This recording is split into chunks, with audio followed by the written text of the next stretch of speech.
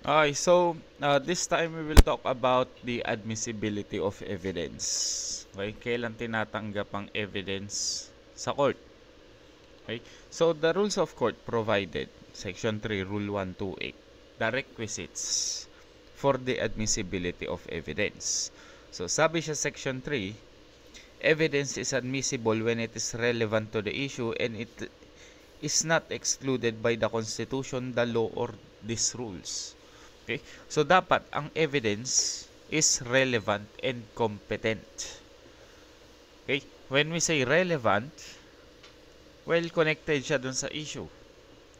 When we say competent, hindi siya excluded ng Constitution, law, or ng rules of court. Ibig sabihin, ina-allowed siya. Okay?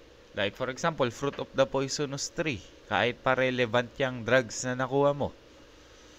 Pero competent ba yan? Allowed ba yan ng Constitution? The answer is no. So, hindi siya tatanggapin as evidence. Okay?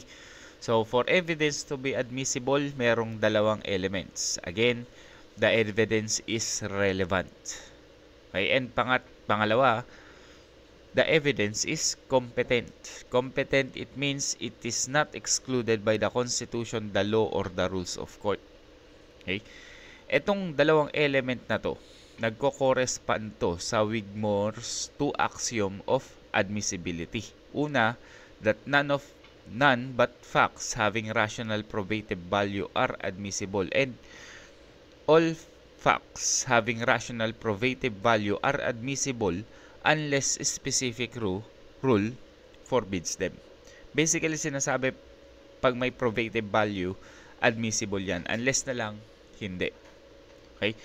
Yung first axiom is in substance. Yung pangalawa, of relevance. Yung first axiom is in substance, the axiom of relevance. While yung second naman is competence. Okay? So, take note na walang evidence ang admissible unless relevant yan. However, relevancy alone does not make the evidence admissible. Kahit pa relevant yan, pero hindi naman siya admissible. Okay? It is not admissible because although relevant, incompetent siya. Like excluded siya by the law or particular rule or by both. Okay? So, paano naman kung competent naman siya pero hindi relevant? Hindi pa rin tatanggapin. So, dapat dalawang requisite yung present. Relevant and competent. Okay? Again, to be admissible, the evidence must be both relevant and competent. Okay, sample. Bigay tayo ng mga illustrations of the requisites for admissibility. Sa prosecution for homicide, nangako si witness under oath na itong si accused, siya yung pumatay sa victim because his ever truthful boyhood friend, sabi niya sa kanya, chinismis daw sa kanya na itong si akusado yung pumatay sa biktima. Yung chismis daw sa kanya, best friend niya yun. Okay? Yung testimony na yan, although relevant, hindi siya admissible because the witness, hindi siya nagte-testify based on his personal knowledge. Okay? Yung testimony niya is hearsay. And itong type of evidence na to, as a rule, excluded yan by the rules. So, hindi siya competent. In short, kahit pa relevant yan, but incompetent, hindi tatanggapin. Okay? Ano ba? Let's say sa prosecution for homicide, yung wife ng accused, nag-testify siya na umamin sa kanya yung asawa niya, na yung asawa niya yung pumatay doon sa kapitbahay. Okay? Sabi sa kanya yung asawa niya. So, sabi nung wife, opo, inamin niya po sa akin. So, if yung testimony is offered as evidence against the husband, laban sa husband, and is objected nung husband, yung testimonial evidence yan magiging inadmissible, hindi tatanggapin. Bakit? By virtue ng isang particular provision of the court which exclude it as a species of evidence notwithstanding its obvious relevance to the issue of guilt. Okay? So, testimony, relevant pero incompetent, hindi pa rin tatanggapin. Civil cases for collection of sum of money. Yung testimony ng eyewitness to the transaction between the creditor and the debtor is competent evidence because yung witness na yun would be testifying on the basis ng kanyang personal knowledge. However naman, if yung subject ng testimony includes yung alleged frequent let's say bouts of dizziness of the debtor, that portion of the testimony is made inadmissible by the fact that the matters testified hindi naman relevant. Irrelevant siya to the issue of whether or not meron bang utang na nag-e-exist. In this case, testimony becomes irrelevant. What else? If a defense ng witness nag-testify siya na nakita niya etong victim na yung alleged victim na siya yung unang nagpaputok ng baril. Okay? Doon, pinaputokan niya yung akusado kahit walang provocation. So, yung testimony ng witness is competent and the matters testified to are relevant doon sa plea ng self-defense. Testimony is thus admissible kasi hindi lamang siya relevant but competent as well. Okay? Upon a timely objection, oral evidence will be excluded to prove a contract of sale ng isang parcel of land which does not conform sa statute of frauds. Okay? Even if yung evidence relevant yan to the issue ng existence or non-existence ng contract, it is inadmissible because it is excluded by law. Hence, incompetent. What else? Documents obtained in violation ng constitutional guarantees. Okay? Like yung search and seizure provision ng Bill of Rights, Section 2. So, although containing relevant matters, nakakuha ka man mga relevant matters, inadmissible yan because they are illegally obtained. Okay? As when evidence is illegally seized. Okay? Violation eh. Extrajudicial confession na ginawa during custodial investigation. Tapos hindi mo in-inform yung Miranda rights niya. Inadmissible yan. Okay? Because he was not informed of his right to counsel, right to remain silent, and other applicable rights. Kahit pa relevant, kahit pa umamid na. Okay? So, ang evidence, it must be both relevant and competent.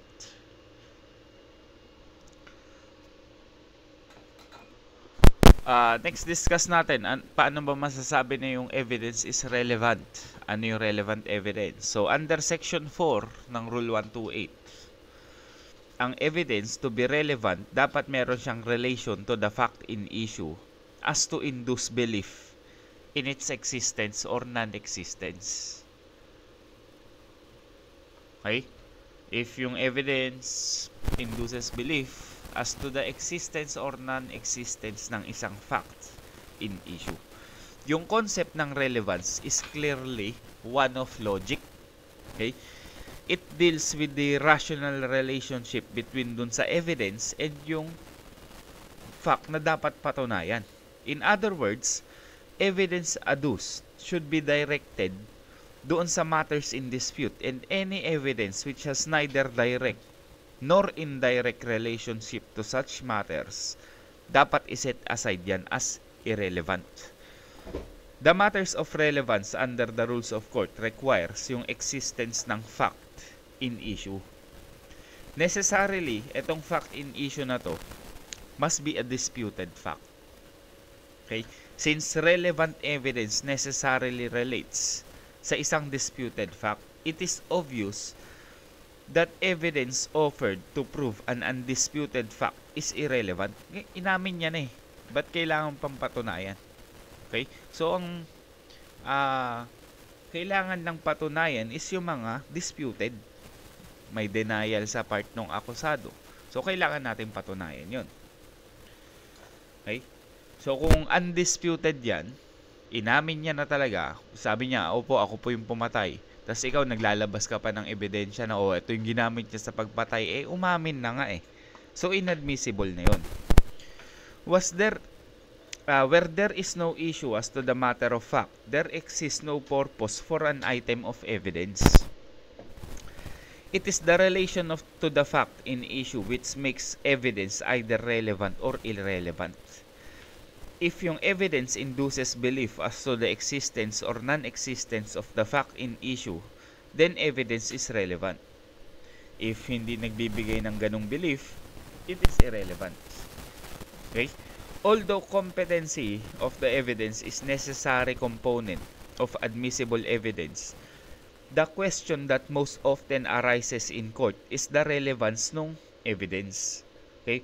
Kapag ang isang advocate nag-offer siya ng piece of evidence for the court's consideration, he offers the evidence to prove a fact. Okay? Itong fact na dapat patunayan may either immediate fact or the ultimate fact in issue. Okay, let's say yung case ng standard car accident, example. Okay? So yung counsel for the plaintiff, nagpresent siya ng testimony ng another car driver testifying na itong si defendant daw ang bilis daw magpatakbo. Okay? Sobra-sobra na sa speed limit. At that time, plaintiff was nabangga, then na-injure by the defendant.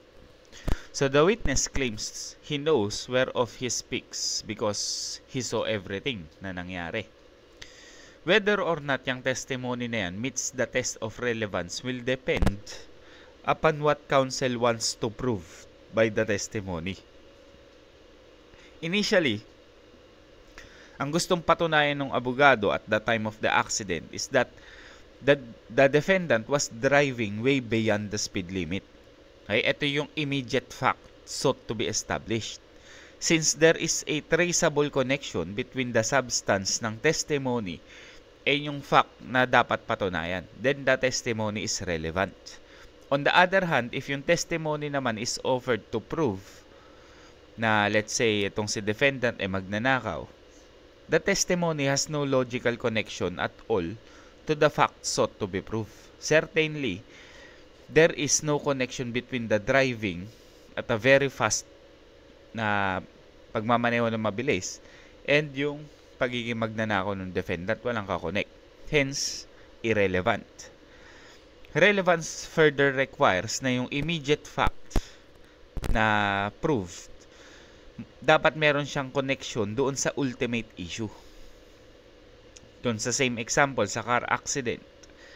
Let's assume na itong abogado has established through the witness na itong si defendant was driving way beyond the speed limit at the time ng accident. So, yung establishing such a fact is not, however, sufficient. Okay? Itong fact na to must be shown to be related to the ultimate issue in the case. Now, ang usual ultimate issue sa mga accident cases is whether or not damage caused to the plaintiff arose out of the defendant's negligent operation of his vehicle. So, ang question dito should necessarily na dapat itanong, is the immediate fact proved? Okay? Like, si defendant ba, nag-drive ba siya within, beyond the speed limit related sa issue ng negligence? If oo, then the fact proved is relevant evidence. If not, irrelevant yan. Okay? Next, ano ba yung test for determining the relevancy ng isang evidence? Okay, so may test tayo na ginagawa. Merong procedure para malaman kung ito bang isang evidence ay relevant or hindi. So may test na ginagamit. So because yung definition ng relevant evidence under section 4, it is obvious na yung relevance is a matter of relationship between the evidence and yung fact in issue. Yung determination of relevance is thus a matter of inference and not of law. So ang test therefore is one of logic and common sense and experience. Okay?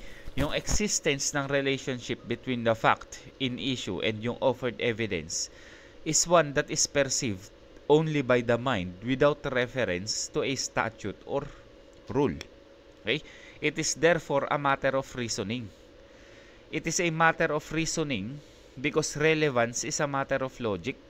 Okay? The matter of relevance is one that is addressed sa discretion ng court. Okay? Sabi sa isang case, there is no precise and universal test of relevancy provided by law. However, yung determination of whether particular evidence is relevant rests largely at the discretion of the court, which must be exercised according to the teachings of logic and everyday experience. Okay? Next, collateral matters. So, a matter, collateral yan when it is on a parallel or diverging line. Okay? Merely additional or auxiliary. Itong term na to connotes an absence ng isang direct connection between the evidence and the matter in dispute. Okay? For instance, motive ng isang tao and in some instances, reputation niya are matters na pwedeng ma-consider as collateral to the subject of the controversy. Okay? Kunwari ako, meron ako isang matinding motibo para patayin tong isang tao. Does it mean na ako na yung pumatay sa kanya? Okay? A very strong motive to kill the victim does not ipso facto make motive relevant to the issue of guilt or innocence because the person with absolutely walang motive, pwedeng siya rin yung pumatay. Okay? Evidence of bad reputation ng isang accused for being, sabihin natin, lagi nang gugulo yan lagi agresibo yan does not make the evidence admissible to prove his guilt. Hindi porket agresibo siya na kagad. Hindi porket balisa yan, siya na kagad. After all, yung culprit, pwedeng yung totoong pumatay, tahimik lang. Or meron siyang endearing na reputation. Okay? Jurisprudence considers motive as generally immaterial. Okay? Not being an element of the offense. However, yung motive na yan, nagiging important yan when the evidence on the commission of the crime and yung identity ng perpetrator are purely circumstantial. So, ano ba ang rule natin when it comes to collateral matters? So, as a rule, evidence on a collateral matter, hindi yan pinapayagan. Ngayon, nasa section 4. Because it does not have direct relevance doon sa issue ng case. Okay? Itong rule na to, however, hindi yan absolute rule.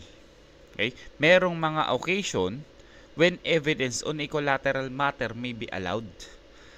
Under the rules of court, yung collateral matter, pwedeng ma-admit yan if it tends in any reasonable degree to establish the probability or improbability of the fact in issue.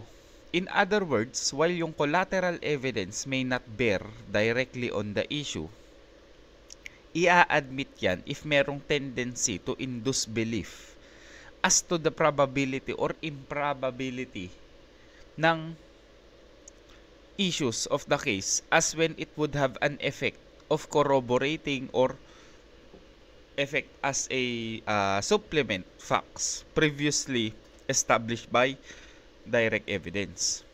Okay?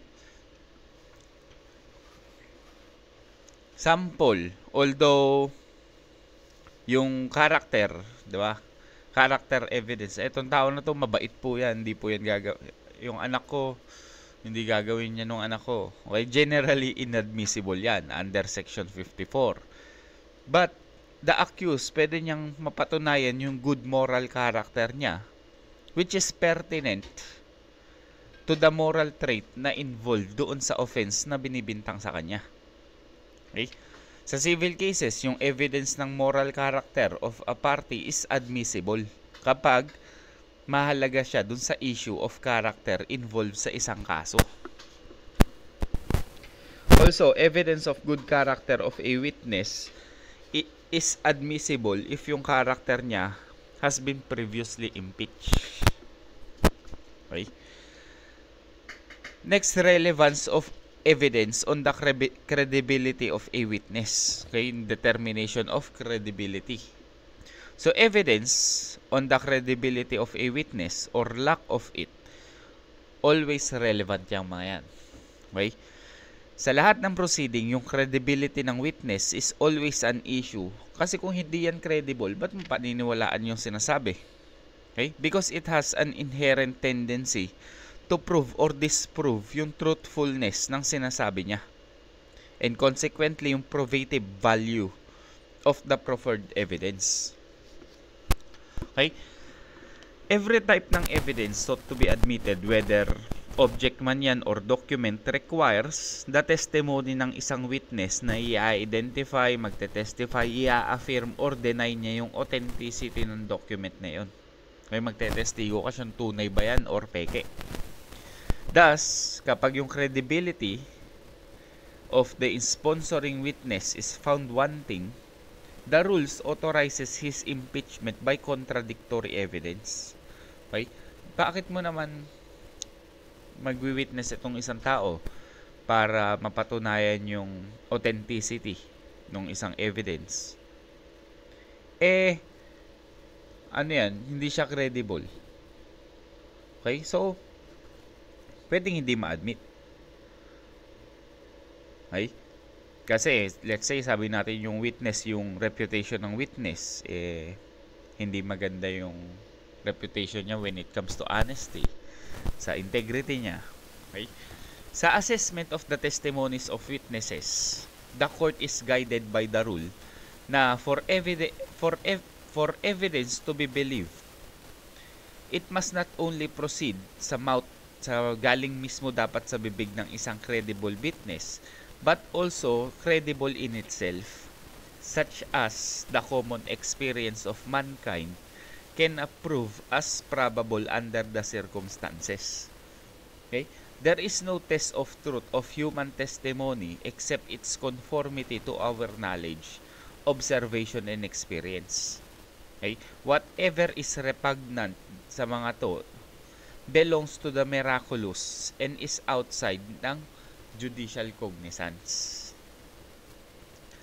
Ang kahalagahan ng credibility ng witness sa isang judicial proceeding is highlighted ng rules which allow the adverse party na i-test yung credibility niyan through the process called cross-examination. Iko-cross-examine to determine tama ba yung mga sinasabi niyan. Okay? Hence, under Section 6 ng Rule 132 as amended, si witness pwede siyang ma-cross-examine by the adverse party hindi lamang sa mga matters taken up in direct examination but also on any relevant matter. Kasama dyan yung questions designed to grant the cross-examiner sufficient fullness and freedom to test the accuracy and truthfulness ng witness, yung freedom niya from interest or bias, or the reverse. It is likewise covers inquiries into matters that elicit all important facts hearing upon the issue. Since Section 6 ng Rule 132 affirms yung legitimacy of inquiries into the credibility and biases of a witness, any objection sa question that intends to demonstrate the lack or absence of credibility ng isang witness on the ground that it is irrelevant or merely collateral does not deserve to be sustained. Okay? So there are, however, instances provided sa rules where yung questions ng cross-examiner are circumcised by the matters taken up sa isang direct examination. Thus, yung questions outside the subject matter of the direct examination, hindi yan pinapayagan. Okay? Yung isang accused, pwede siyang mag-testify as a witness on his own behalf. Okay? But subject sa cross-examination on matters covered by direct examination. Yung hostile witness, pwede siyang ma-impeach from being a witness. Tapos i-cross-examine siya by the adverse party. Pero itong cross-examination na to must only be on the subject matter of his examination in chief. Okay? Existing jurisprudence, mga decision ng court, has consistently held na yung determination of the credibility ng isang witness is best left to the trial court, which had the opportunity to observe the deportment of the witness while testifying. Okay? Yung trial court's observation and conclusion sa credibility ng isang witness and their testimonies deserve great respect and are accorded finality unless na lang may mga records na nagpapakita or circumstances of material weight and substance na na overlook ng lower court, na misunderstood or na misappreciate niya yung evidence, and which, if properly considered, would alter the results of the case. Okay, so that is relevant. So next is competent. Kaya kailan natin masasabi ng evidence is competent? Well, basically, nakalagay naman sa definition ng evidence, competent evidence is one that is not excluded by the law, the rules in a particular case.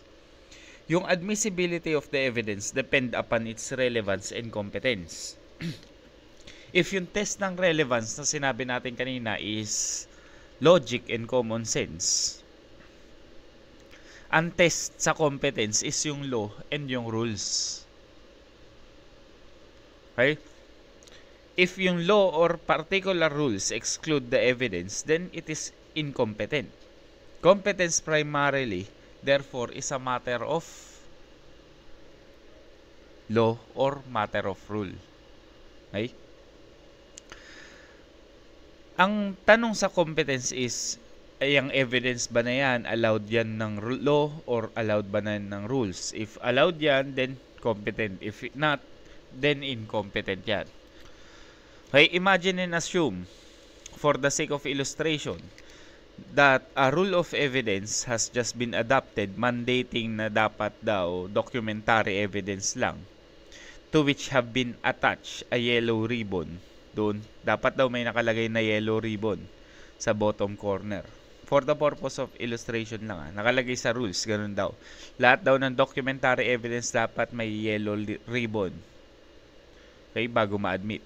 If si adverse counsel nag-present siya for identification and marking ng document, tapos red ribbon yung nakalagay, hindi tatanggapin yan because it is not competent.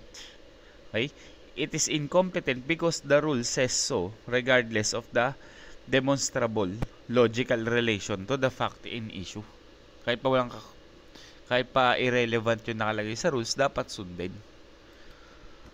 Okay, competence in relation to evidence in general refers to the eligibility ng isang piece of evidence to be received as such.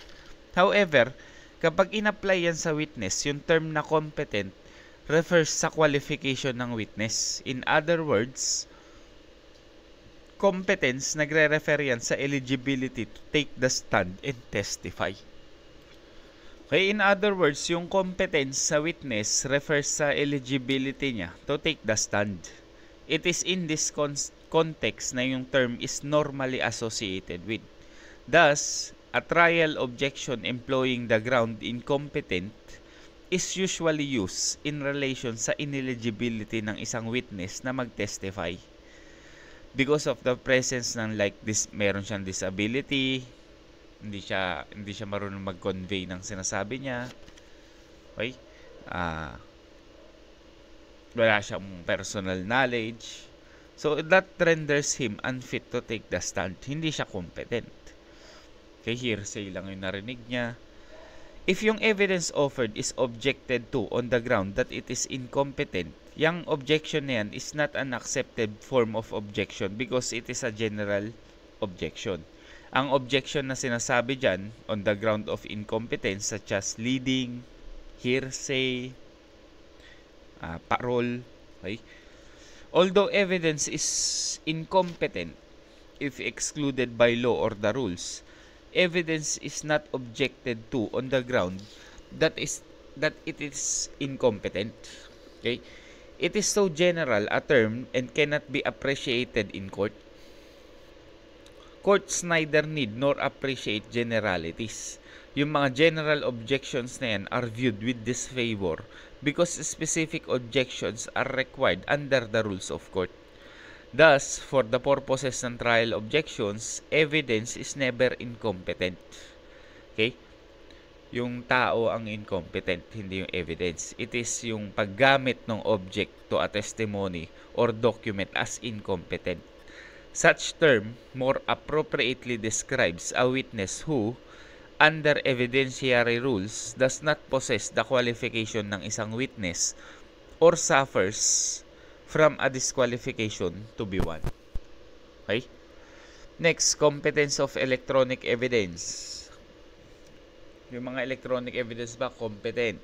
So yung evidence, yung electronic evidence is competent evidence and admissible yan kapag nag-comply yan with the rules on admissibility prescribed by the rules of court or related laws. And authenticated yan in a manner prescribed by the rules on electronic evidence. Next, let's discuss admissibility of and weight ng evidence. Okay? Admissibility and yung probative value. When we say admissibility of evidence, it refers to the question of whether or not i-consider ba yung evidence. On the other hand, probative value of the evidence refers to the question of whether or not nagpapatunay ba yung evidence na yan ng issue. Okay? Whether or not it proves an issue.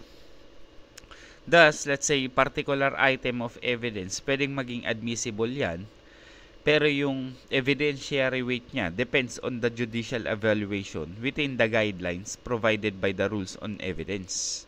Okay? Admissibility is one thing, weight is another. Magkaiba yun. To admit evidence and not to believe it are not incompatible with each other. Stated in another way, yung admissibility of evidence should not be equated with the weight of the evidence. Yung admissibility of the evidence, nagdedepende yan on its relevance and competence, while yung weight naman, weight of evidence, nagpe-pertain yan sa tendency niya to convince and persuade. Yung particular item of evidence, pwedeng maging admissible yan, pero yung evidentiary weight niya depends on judicial evaluation with the guidelines provided by the rules on evidence. Okay? So, when it comes to multiple admissibility naman, merong mga times when a proffered evidence is admissible for two or more purposes. Thus, depending upon the circumstances, let's say yung dying declaration ng isang tao, pwedeng ma-admit yan for several purposes.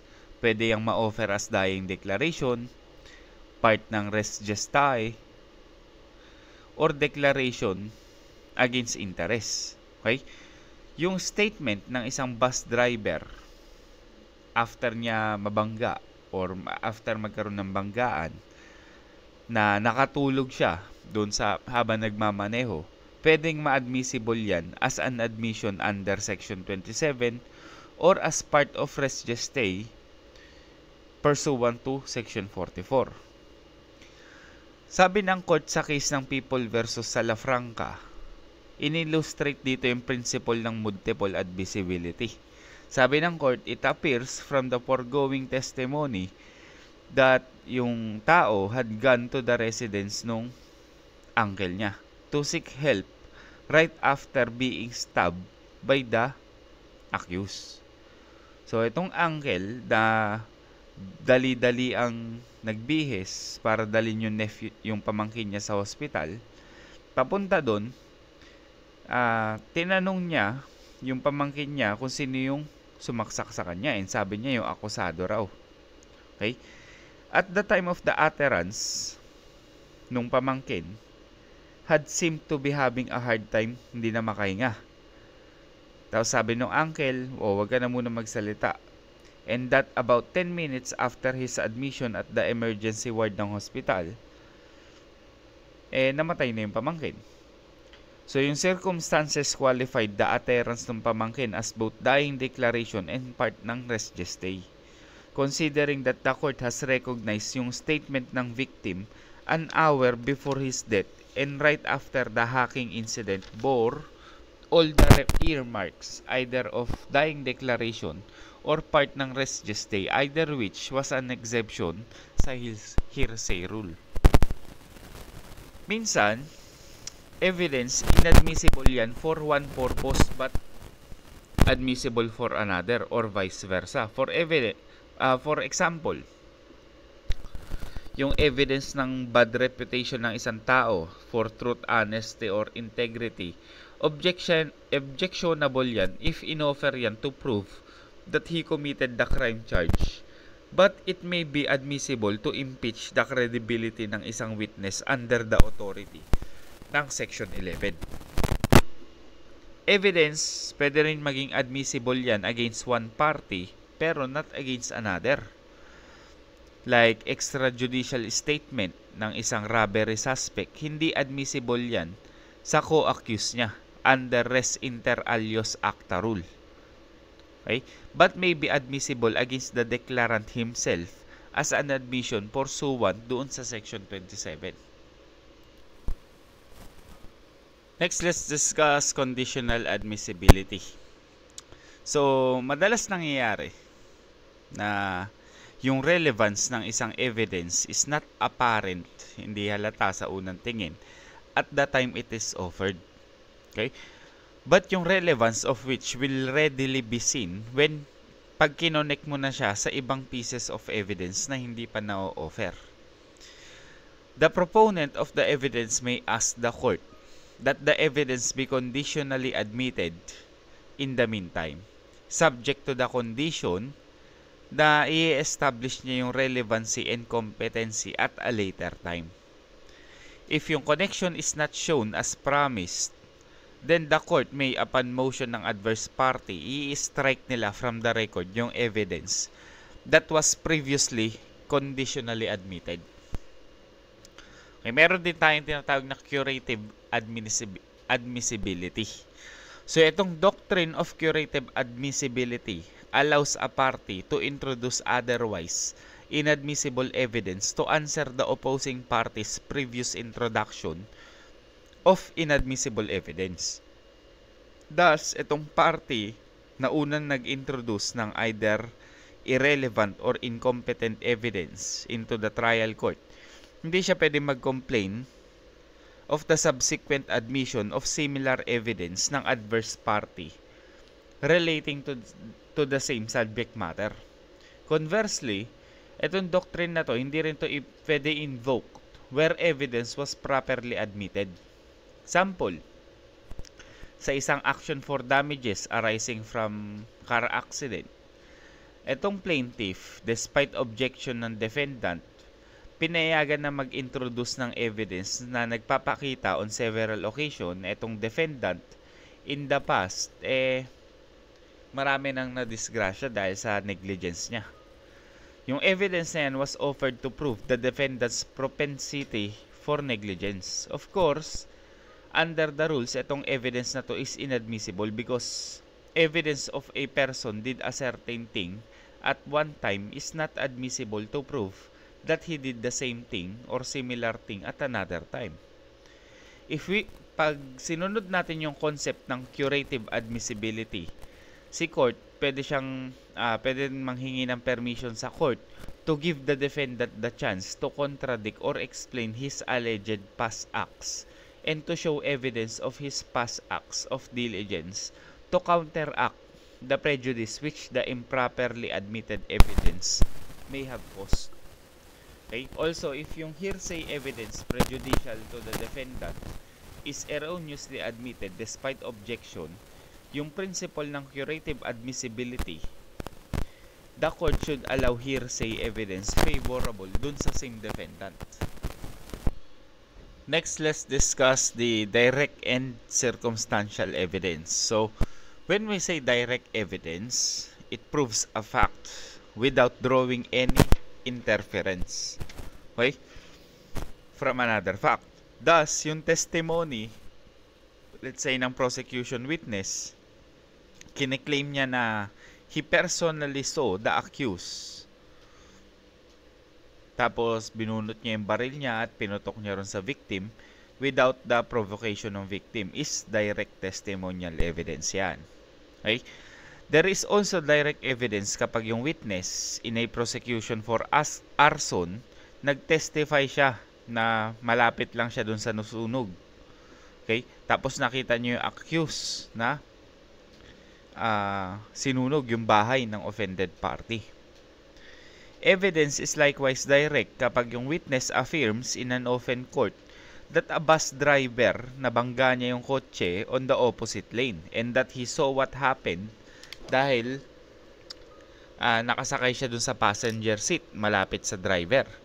Also, the original of the deed of sale is direct evidence ng terms of agreement ng parties. Okay? Circumstantial evidence or indirect evidence, exact opposite yan ng direct. Kapag yung evidence is circumstantial, a fact is established by making an inference from a previously established fact. In other words, itong type ng evidence na to, the court uses a fact from which an assumption is drawn. Okay? When the court does not have to make an inference from one fact to arrive at a conclusion, then direct yung evidence na yan. For instance, testimony ng isang victim that he dreads the mere presence of the accused is direct evidence that the statement was made. However, circumstantial evidence yun to show that his fear could have prevented the victim from attacking the accused without provocation. Also, yung fingerprints. Okay? Fingerprints sa crime scene. Nagko-constitute yan ng circumstantial evidence na nandun sa crime scene yung accused na yun. Circumstantial evidence or indirect evidence is the evidence which indirectly proves a fact in issue through an inference which the fact finder draws from the evidence established and indirectly proves a fact in issue. Okay? Circumstantial evidence, also known as indirect or presumptive evidence, nagre-refer yan sa mga proof of collateral facts and circumstances wherein yung existence ng main fact may be inferred according to reason and common experience. Okay? Yung legal claim to a property may be proven by means other than direct evidence of ownership.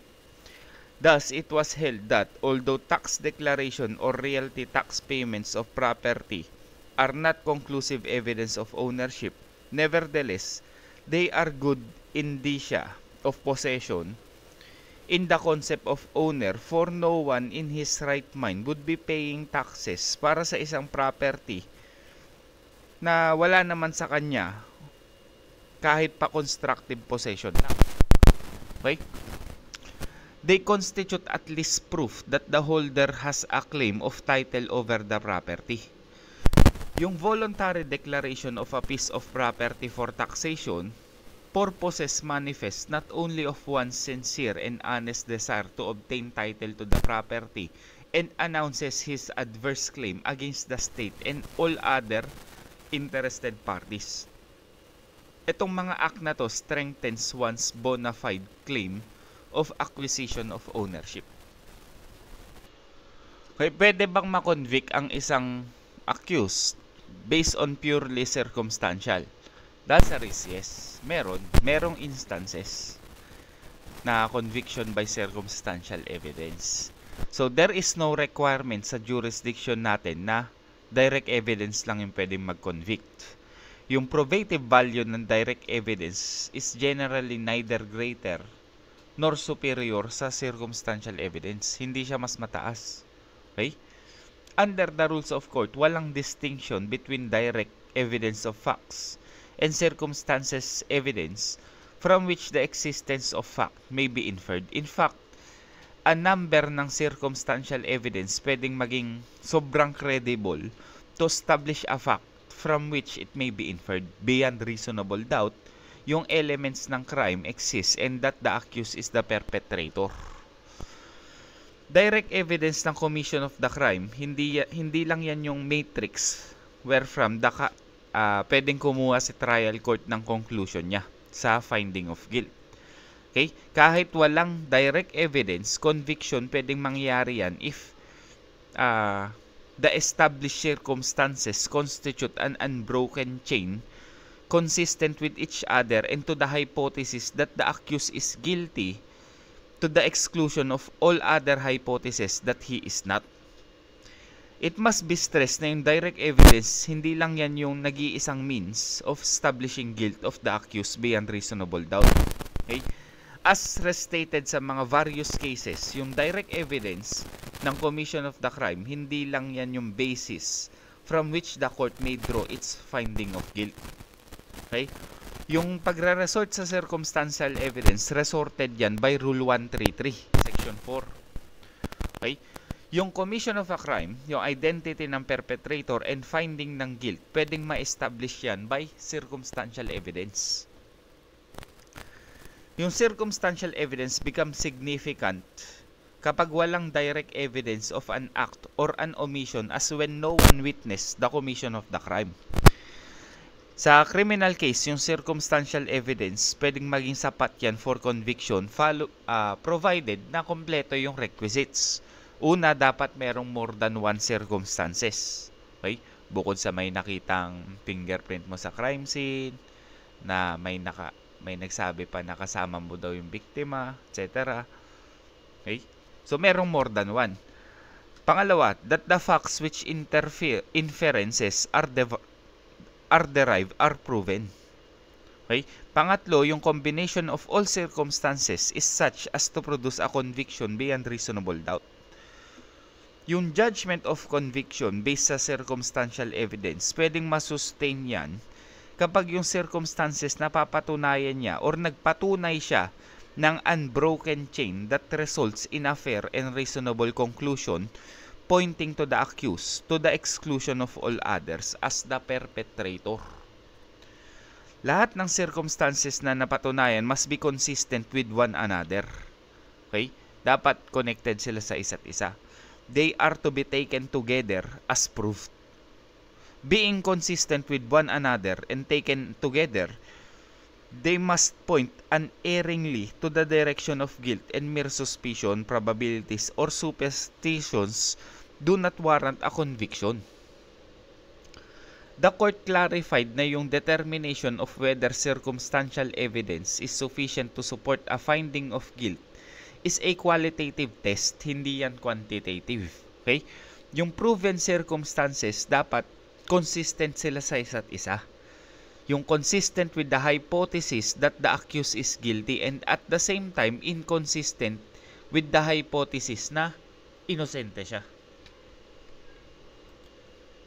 Next is cumulative evidence and corroborative evidence. So yung pag sinabi natin cumulative evidence, it refers to evidence of the same kind and character as that already given, which tends to prove the same proposition. Example, yung witness nag-testify siya na nakita niya yung isang pangyayari. Okay? Tapos may dalawang other witnesses pa. Tapos sinabi ng dalawang witnesses na yun na nakita rin nila yung same na pangyayari na tinestify no una. Yung subsequent testimonies na yun nagko-constitute ng cumulative evidence. Okay? Corroborative evidence naman is one that is supplementary to that already given, tending to strengthen or confirm it. Okay? Additional evidence yan of a different character to the same point. Okay? As commonly used, yung term connotes evidence which tends to confirm, validate, or strengthen evidence already presented. Okay? Let's say si si W, nag-testify siya na yung gun mark as Exhibit A, yan yung baril na ginamit ng akusado sa pagbabaril sa victim. Okay? Yung findings ng crime laboratory na merong fingerprint sa baril na yon corroborates the testimony of W. Okay?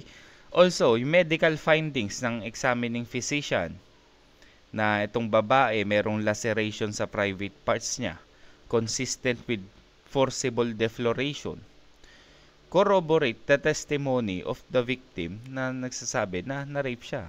Okay? Na-corroborate nung medical niya. Corroborative evidence is usually a different type from that previously offered but which tends to prove the same fact. For instance, Etong witness, kiniklaim niya na nakita niya raw si X na pumirma ng document, subject of the action. Dinenay ni X yung authenticity ng pirma na yun. Sabi niya, hindi ako yan. Okay? So, yung evidence by a handwriting expert that the signature talagang kay X yun is corroborative evidence. Here, meron tayong testimony ng isang eyewitness and testimony ng isang expert who did not personally witness the signing of a document. Okay? Although traditionally, itong type of evidence na to is of a different type from one it corroborates, yung meaning ng corroborative evidence has been loosely used sa mga local courts so as to cover also evidence of the same kind as that already proffered as long as it affirms yung previous evidence.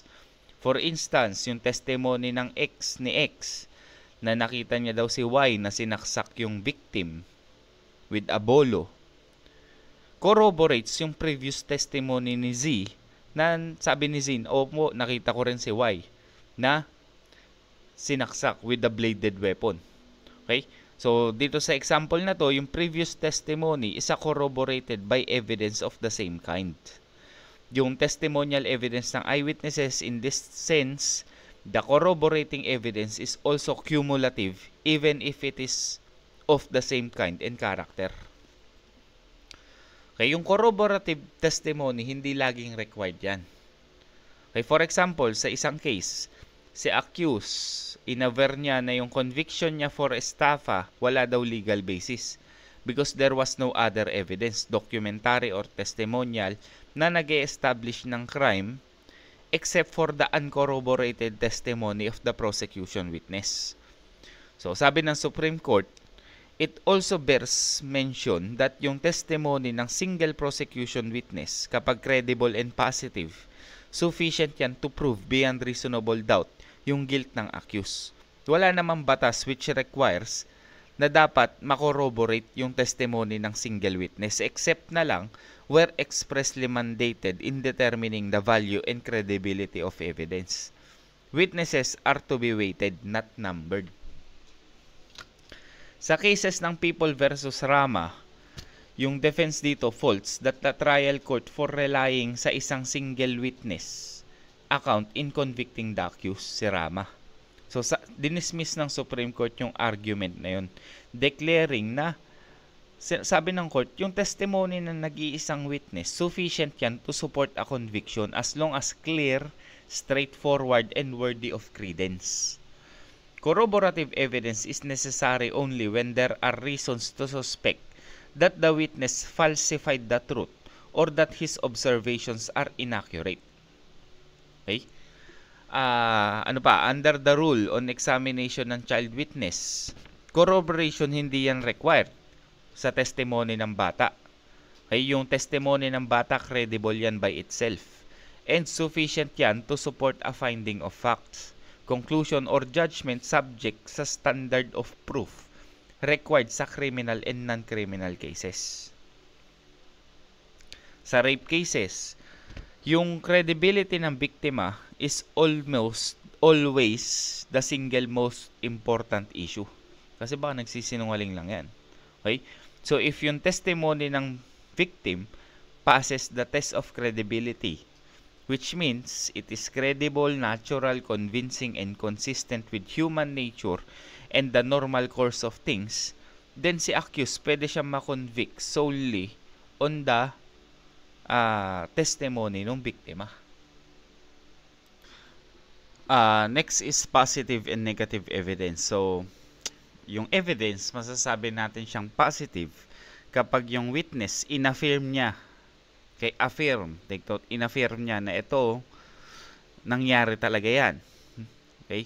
Nag-e-exist talaga yan. Ay meron talaga yan. So, positive. The witness affirms on the stand that a certain state of facts does exist or a certain event happened. Negative naman when the witness states that an event did not occur or that the state of facts alleged to exist does not actually exist. Ay hindi po nangyari yan. Hindi po totoo yan. That is negative. Okay? O, totoo po yan. Nangyari po yan. That is positive. Okay? Testimony ni W na nakita niya si P na nagpaputok ng baril, tinamaan yung biktima, that is positive evidence. Okay? Testimony ni W na sinasabi, hindi po pwedeng siya yung bumaril kasi wala naman siya dalang baril. That is negative evidence. Positive and negative evidence may likewise refer to the presence or absence ng isang bagay. Thus, yung presence ng fingerprint of a person sa particular place, positive evidence yan. Pag walang nakitang fingerprint doon, negative yun. Although, yung absence ng fingerprint niya does not necessarily mean that he was not in the same place. Okay? Yung negative finding sa paraffin test, hindi yan conclusive evidence na hindi siya nagpaputok ng baril. Okay? Kasi possible yung nagpaputok siya pero walang traces of nitrates or gunpowder kasi nagugas siya ng kamay or naka-glove siya. Okay? Paraffin tests in general have been rendered inconclusive by the court. Scientific experts concur in the view that a paraffin test is extremely unreliable for use. Okay? Court na nagsabi, inconclusive yan, unreliable yan. It can only establish the presence or absence of nitrates on the hand. However, yung test alone cannot determine whether the source of the nitrates or nitrites was the discharge of firearms. Yung presence ng nitrates should be taken only as an indication of a possibility or even a probability but not of infallibility that a person has fired a gun. Nitrates are also admittedly found in substances other than gunpowder. Okay? Pwede ka mag-positive dyan kahit di ka na nagpaputok ng baril. Yung defense of denial, viewed naman yan with disfavor for inherently weak. It cannot prevail over positive and credible testimony of prosecution witness. Okay? Greater weight yung binibigay sa mga positive identification of the accused by the prosecution witness than the accused denial. Okay? Yung denials considered yan with suspicion and received with caution kasi pwedeng mabilis ma-fabricate yan or madali lang gumawa ng kwento, ay hindi po ako yan. Okay? Denials, which are essentially negotiations of a fact, do not prevail over an affirmative assertion of such facts.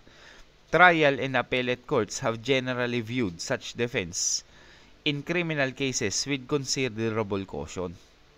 Kapag hindi yan if not with outright rejection. Okay?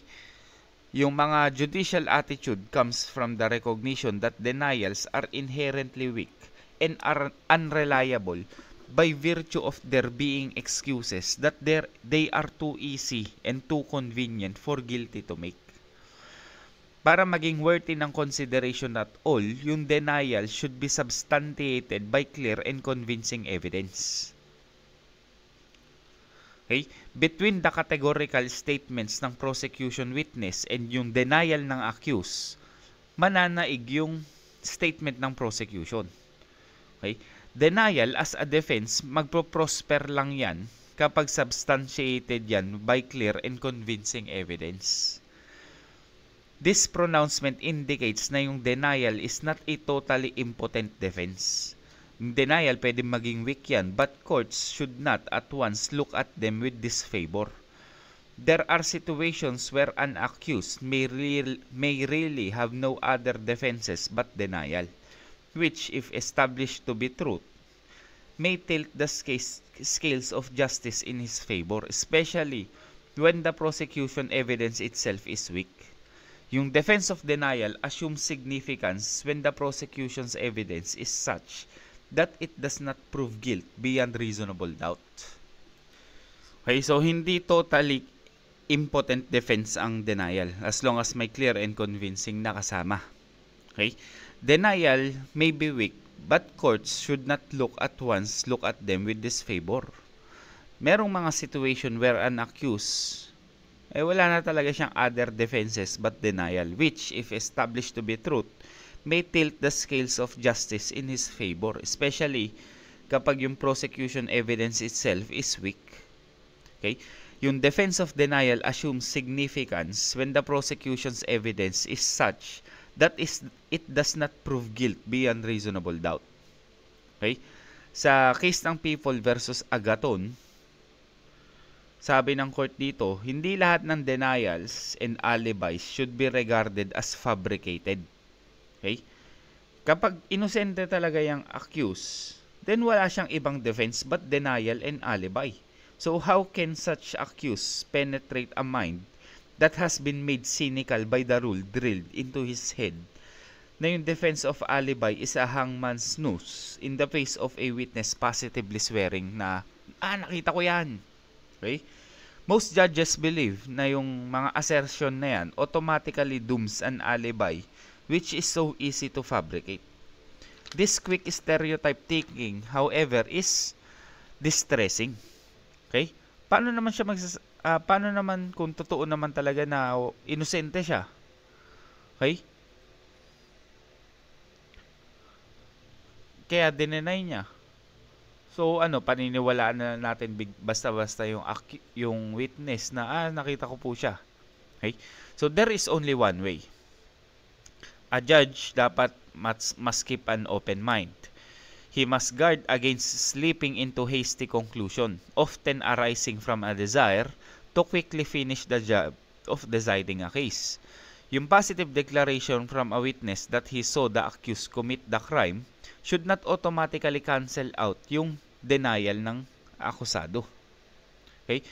Kasi meron din namang mga nagsisinungaling na witness na pwede silang gumawa ng positive an identification as truthful witness can.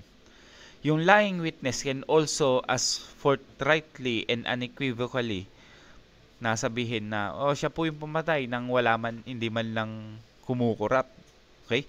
Thus, if found credible, yung defenses ng denial and alibi may and should be considered complete and legitimate defenses.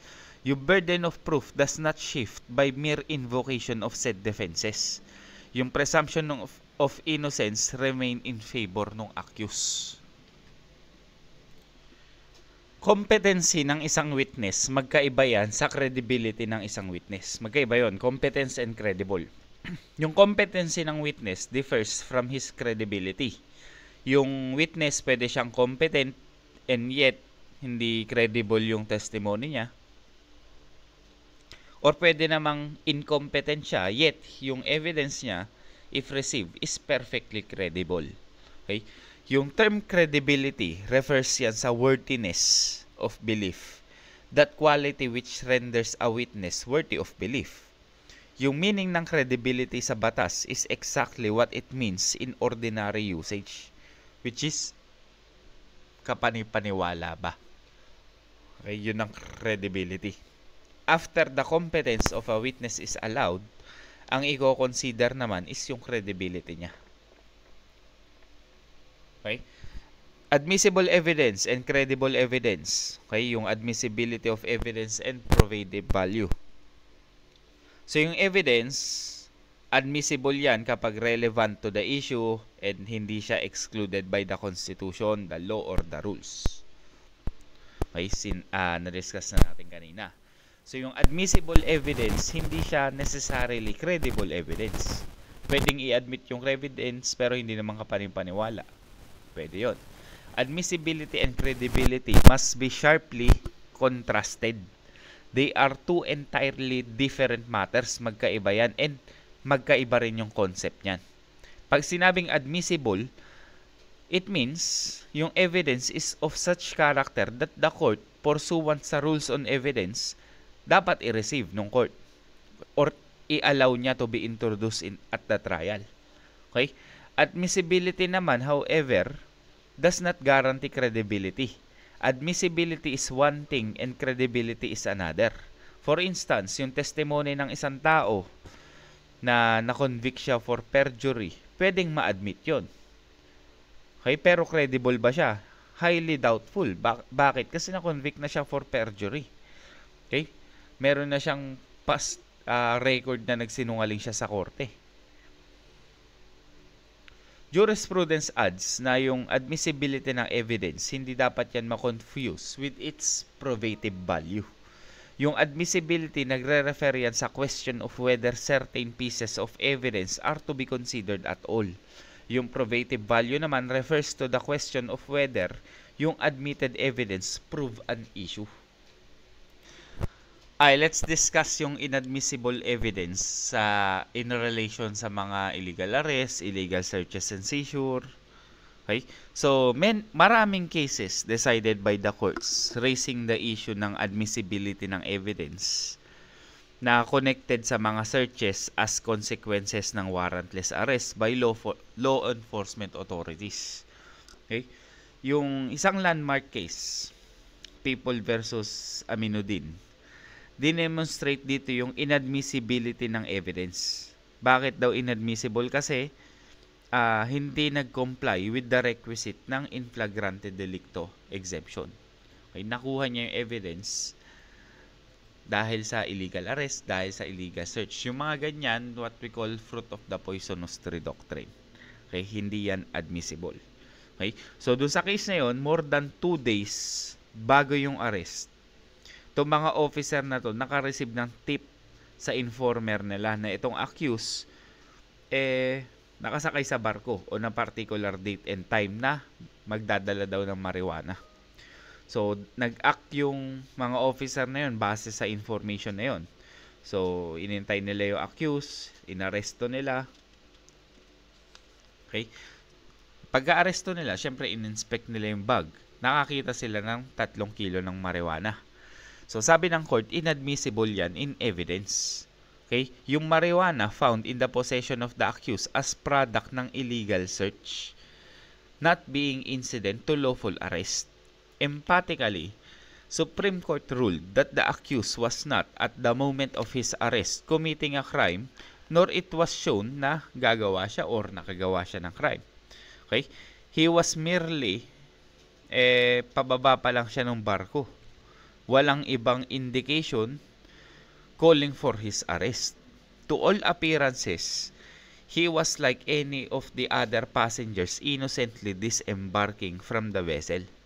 Okay? It was only when the informer pointed to him as the carrier of the marijuana that he suddenly became a suspect of so subjected to apprehension. Sabi ng court, base sa information na na-receive ng officer, dapat nag-obtain muna sila ng warrant kasi meron silang 2 days to apply for the same. Pero hindi nag-effort yung mga officer na mag-comply sa Bill of Rights. Okay? Inignore nila yung batas. So yung marijuana na yan, incompetent evidence yan because yung seizure was illegal. Yung seizure was not incident to a valid arrest. Sa case ng People versus Molina, yung conviction ng trial court ni-reverse and sinet aside. Kasi sabi ng Supreme Court, invalid daw yung arrest kasi merely inaresto siya on the basis of alleged reliable information na may dalang marijuana daw yung inaresto. So, inaresto yung accused habang nakasakay sa pedicab despite the absence of any outward indication of a crime being committed. Similarly, sa Malacat versus Court of Appeals, dineclare ng Supreme Court na yung warrantless arrest cannot be justified kapag walang crime is being committed at the time of the arrest because no crime may be inferred from the fact that the eyes of the person were balisang-balisa or tingin ng tingin sa mga tao. Hindi mo pwedeng arestuhin dahil doon. Okay? Another classic case illustrates an invalid arrest in a subsequent illegal search. People versus Mengote. Yung issued on legality of the arrest, search and seizure is stemmed galing sa telephone call sa police from an alleged informer na merong suspicious looking na mga tao sa street corner ng Tondo, tanghali. So, pumunta yung mga pulis doon sa lugar na yon, nakakita sila ng 3 lalaki. Okay? Tapos yung isa, tingin ng tingin sa paligid. Tapos hawak-hawak yung tiyan. Okay? Ngayon, lumapit yung mga operatives. Okay? And the 3 men, inintroduce nila yung sarili nila as policeman. Tapos, biglang tumakbo yung 2. Okay? Pero, nahuli rin. So, kinapkapan nila, nakakita sila ng revolver, tapos kutsilyo. Sabi nung accused, yung revolver daw should not be admitted in evidence because its seizure was a product ng illegal search and not made as an incident to lawful arrest. Sabi ng court, yung requirements ng warrantless arrest hindi na comply. Kaya walang offense which could have suggested by the acts of Mengote of looking side to side habang hawak yung tiyan niya. Sabi ng court, there are certainly not sinister acts. Hindi naman siya nagtatago sa dilim, but tanghaling tapat yun. Okay? There was nothing clandestine about his being on the street at that busy hour in the blaze of a noonday sun. Okay? By no stretch of the imagination could it have been inferred from these acts that an offense has just been committed or at least being attempted in their presence. So, illegal yung arrest. So, illegal din yung revolver na nakuha. Okay, so basically, exclusionary rule natin to eh. So, hindi lahat ng evidence na makukuha based on illegal arrest, illegal search, inadmissible yan as evidence as fruit of the poisonous tree. Okay? Now, paano yung search? May warrant yung search, pero walang body cam yung police. So, under the newly promulgated rules sa paggamit ng body-worn cameras sa execution ng warrants, failure to observe the requirement of using body-worn cameras or alternative recording devices without reasonable grounds sa pag-execute ng search warrant shall render the evidence obtained inadmissible for the prosecution of the offense for which the search was applied. Let's discuss the jurisprudential tenets on probative value and credibility. So, whatever is repugnant sa standards ng human knowledge, observation, and experience becomes incredible, nagiging hindi credible, and must lie outside the judicial cognition. Okay? Dahil this is because evidence is to be believed. Dapat hindi lang siya galing sa bibig ng credible na witness, but yung testimony mismo is credible in itself as to hurdle the test of conformity with the knowledge and common experience of mankind. Yung testimony ng single witness, if credible and positive yan, is sufficient to produce a conviction. In fact, an accused may be convicted solely on the basis of the testimony ng victim where such testimony is credible, convincing, and consistent with human nature and normal course of things. A medical examination ng victim is not indispensable in a prosecution for rape, inasmuch as the victim's testimony alone, if credible, sufficient yan to convict the accused of the crime. Okay? Yung doctor's certificate is merely corroborative in character and not indispensable requirement sa pag-prove ng commission of rape. Sa crime ng rape, yung testimony ng victim and not the findings ng medical legal officer ang pinaka-importanting element to prove that the felony has been committed. Moreover, yung absence ng external injuries does not negate rape. Hindi porket walang sugat, wala ng rape. In fact, kahit yung presence lang ng spermatozoa, hindi rin yan essential element ng rape. Findings and conclusions ng trial court on the credibility of witness are entitled to great respect because the trial courts have the advantage of observing the demeanor of witnesses as they testify. Yung determination by the trial court of the credibility of witness when affirmed by the appellate court is accorded full weight and credit as well as great respect if not conclusive effect. Except na lang kapag yung facts or circumstances of weight and influences were overlooked or the significance of which was misappreciated or misinterpreted by the lower courts. From its vantage point, si trial court yung nasa best position to determine kung totoo ba yung sinasabi ng witness. yung task of assigning values to the testimonies ng witnesses and weighing their credibility, trial judge ang may may trabaho niyan. By virtue of first-hand impressions he derives while the witnesses testify before him. Yung demeanor ng witness, chair of persons sworn to tell the truth, sa mga judicial proceedings, significant element yan ng judicial adjudication because it can draw the line between fact and fancy. Okay? Yung forthright answers nila and hesitant poses, humihinto-hinto, nabubulol-bulol, nanginginig yung boses, galit yung boses, yung mukhang galit, okay, seryoso yung mukha, yung mga blushes nila. Lahat yan can reveal if the witnesses are telling the truth or lying through their teeth. As the final appellate reviewer in the case, the court bows to the old age norm to accord the utmost respect to the findings and conclusions ng credibility of witnesses has reached by the trial judge on the account of his unmatched opportunity to observe the witnesses and on account of his personal access sa mga various indicia available but not reflected on the record. The court is guided by the following jurisprudence when confronted with the issue of credibility of witnesses on appeal.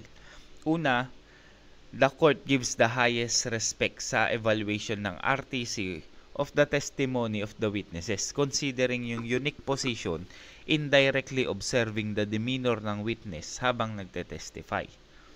From its vantage point, like I said earlier, trial court is in the best position to determine the truthfulness ng mga witnesses. Pangalawa, absent any substantial reason which would justify the reversal of the RTC's assessments and conclusion, yung reviewing court is generally bound by the lower court's findings, particularly kapag walang significant facts or circumstances affecting the outcome of the case are shown to have been overlooked or disregarded. Pangatlo, the rule is even more stringently applied if the CA is concurrent with the RTC.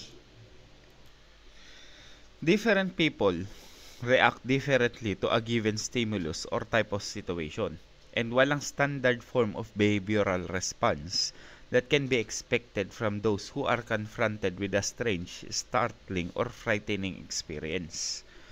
Okay? People react differently under emotional stress. Walang standard form of behavior when one is confronted by a shocking incident, especially if yung assailant is physically near. The workings ng human mind when placed under emotional stress are unpredictable. Sa isang given situation, some may shout, others may faint, yung iba naman naninigas, di makapagsalita, natutulala. Consequently, yung failure ng complainant to run away or shout for help at the very first opportunity, hindi yan pwede i-construed as consent to sexual intercourse, porket hindi pumalag. In fact, walang clear-cut behavior can be expected even of a person being raped or who has been raped. Inconsistencies sa mga minor details naman or collateral matters, hindi yan nakakaapekto sa veracity, substance, or weight ng testimony ng isang witness. Okay?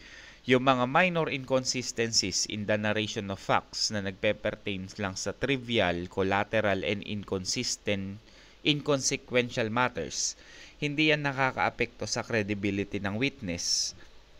Kapag napakita niya naman na yung inconsistency na yun,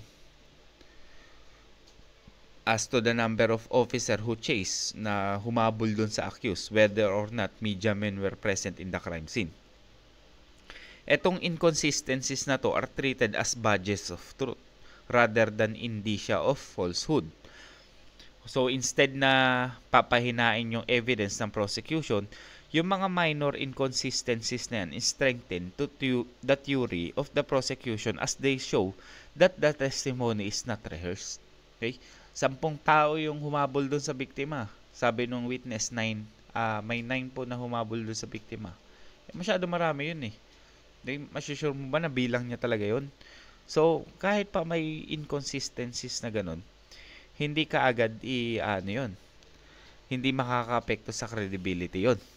Okay?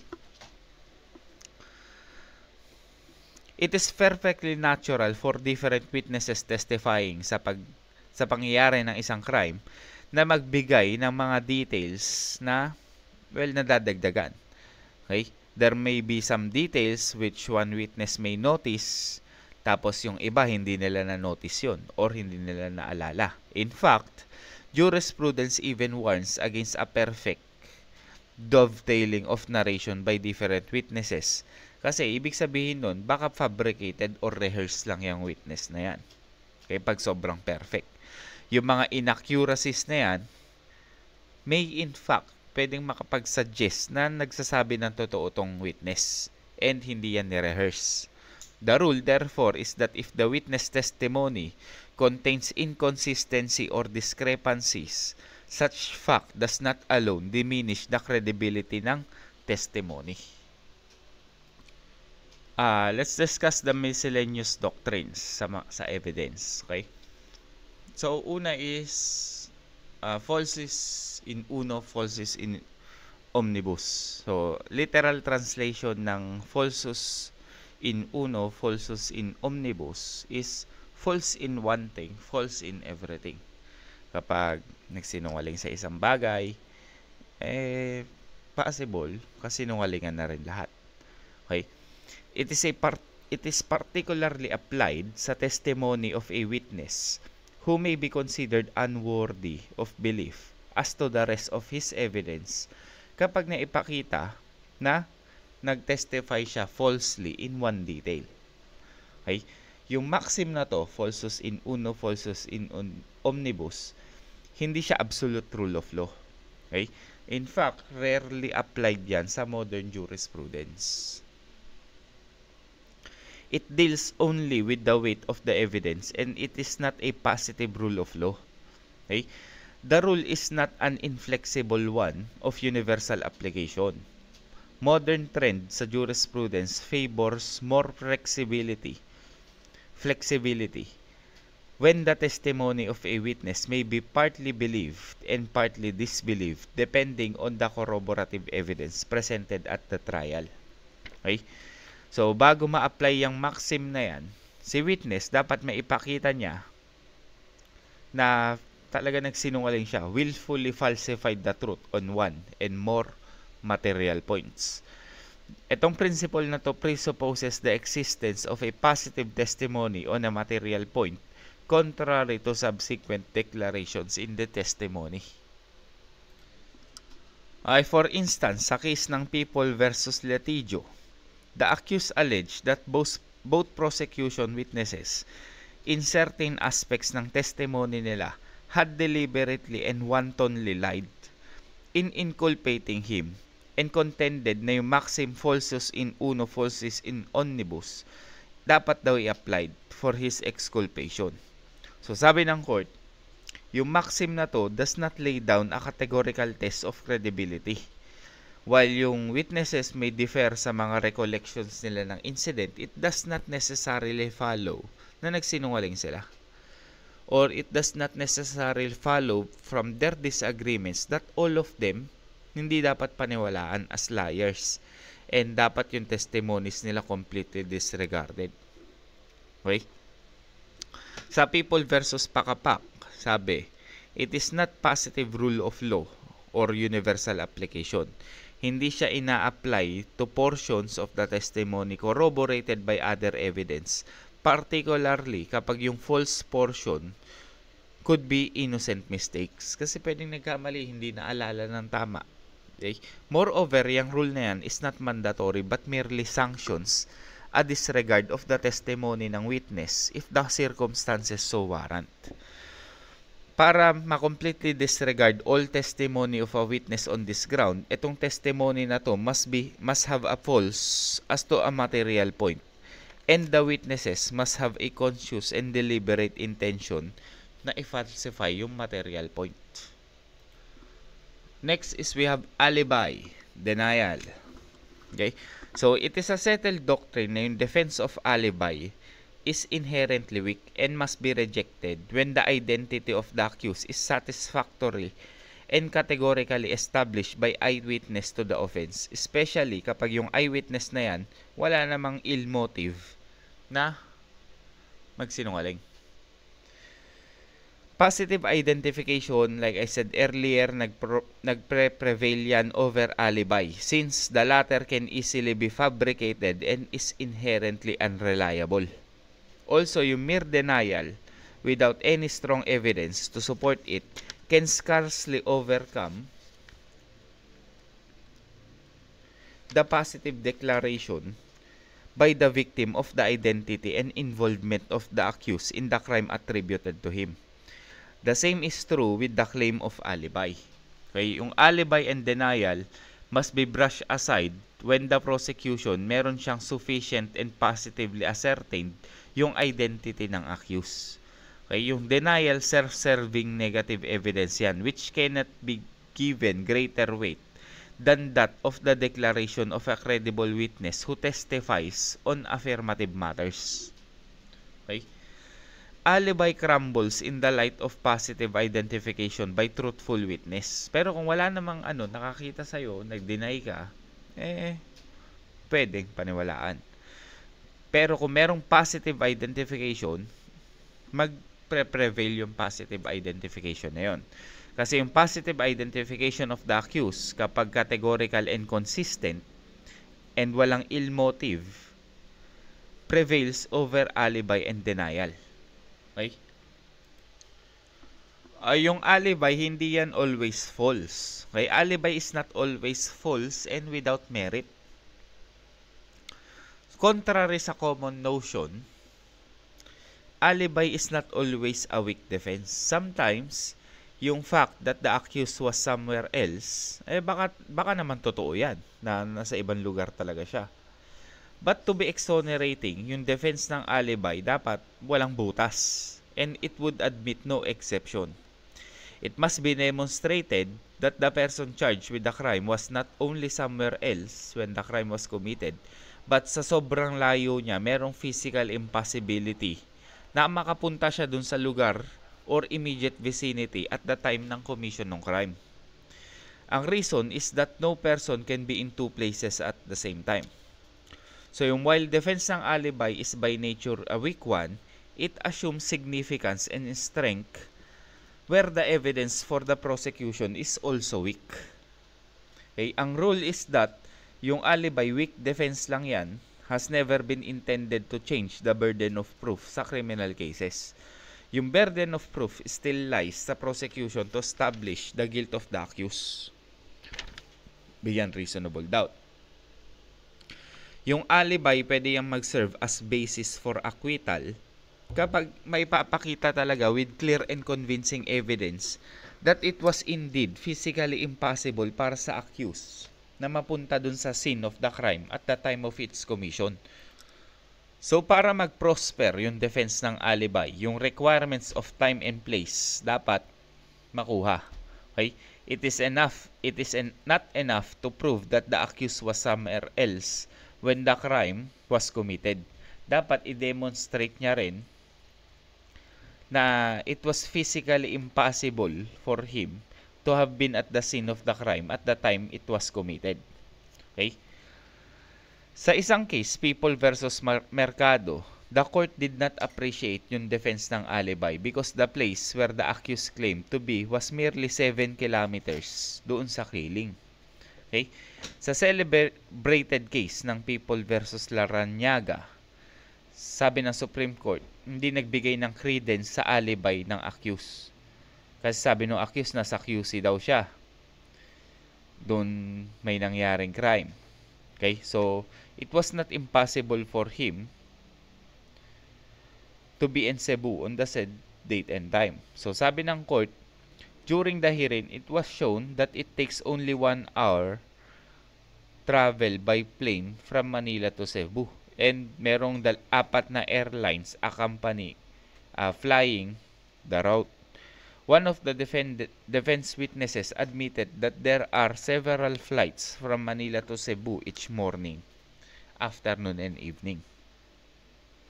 Sa more recent case, the court ruled na yung distance alone from, let's say, May Kawayan, Bulacan sa Nueva Ecija does not conclusively prove that it was physically impossible for the accused na pumunta sa Nueva Ecija tas bumalik sa Bulacan to commit the crime of rape.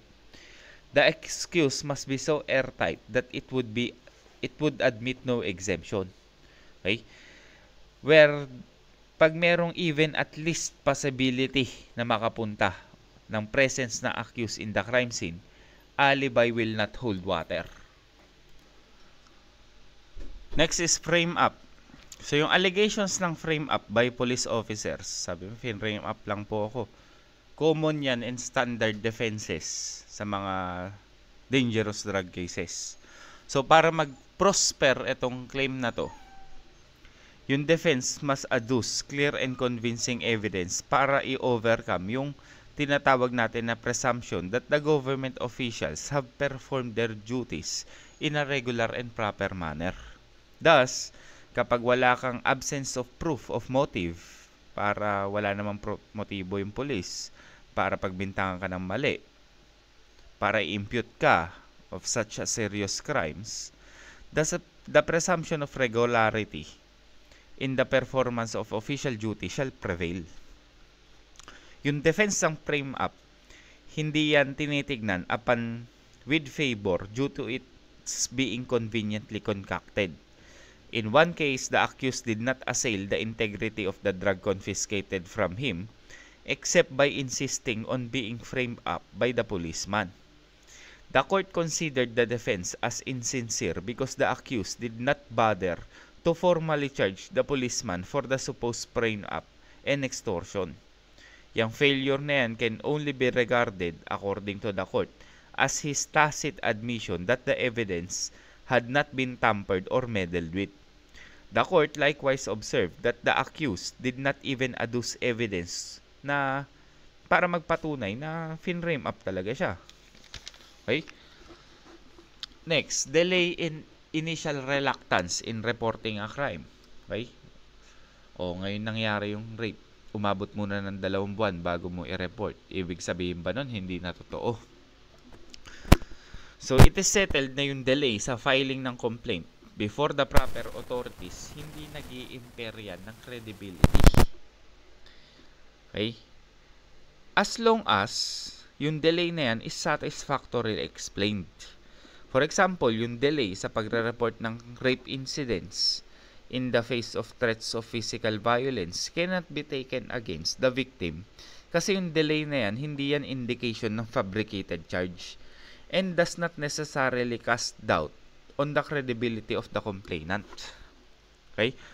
Yung celebrated double murder and frustrated murder cases ng People versus Tehanki, in-illustrate dito yung willingness ng court to take judicial notice of the natural reticence of witnesses to get involved in the solution of crimes. The witnesses na nakakita talaga ng pamamaril sa biktima had a clear and positive identification ng plate number nung ginamit na sasakyan. Okay? Denied having witnessed the crime during the investigation by the police and the NBI. Okay? So, he refused to volunteer information to anyone as to what he supposedly witnessed. Hindi siya nag-witness kagad, hindi niya na-report. It was only after consistent prodding and assurance of protection sa NBI officials, dun lang siya nag-agree makipag-cooperate. So, the court, ni-recognize niya na yung initial reluctance ng witness na i-reveal sa authorities kung ano yung nalalaman niya, okay lang yun. Sufficiently explained yun. Kaya yung fear niya hindi imaginary. Nakita niya mismo sa 2 mata niya yung senseless violence perpetrated by the accused.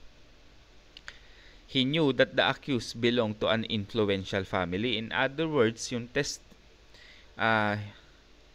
testified that his reluctance was due to his fear for his and his family's safety. Okay?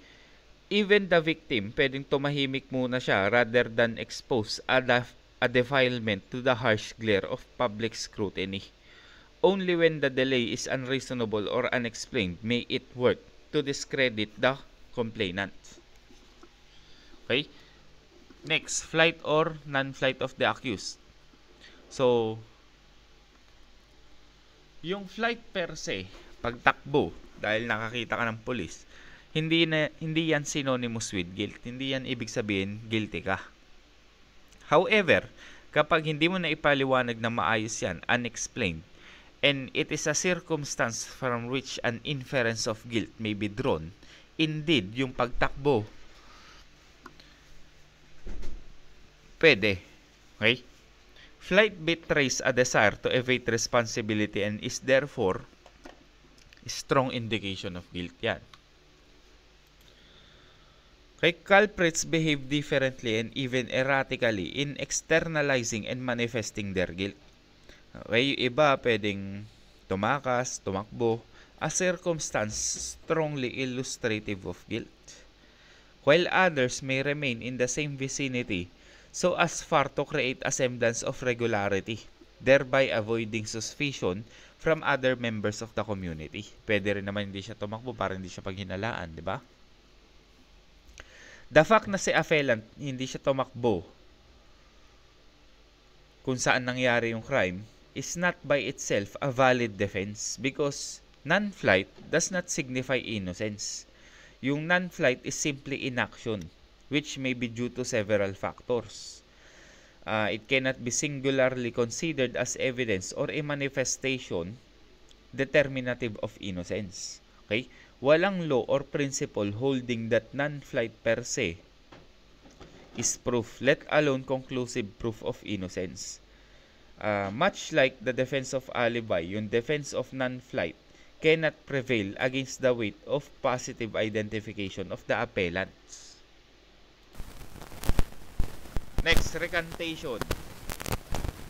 Yung recantation, pagbabawi nung sinabi, it does not necessarily cancel an earlier declaration.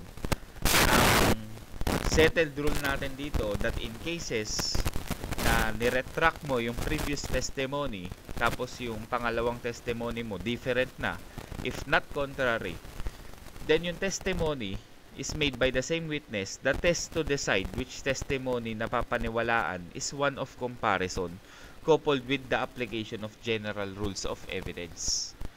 Okay? Yung testimony solemnly given in court, hindi dapat i-set aside yan and i-disregard. And before this can be done, both the previous testimony and yung pangalawa should pagkukumparahan. Okay? Yung circumstances under which each was made, carefully and keenly scrutinized, and the reasons and motives for the change discriminately analyzed. Okay? So that is the admissibility of evidence and miscellaneous provisions. Ito lamang along with the previous one, discussion on evidence, lahat yung tatlong yan is only the preliminary considerations. Okay? Mga nasa tip of the iceberg lang. Okay? So, lahat ng yan, i-discuss pa natin in detail sa mga susunod.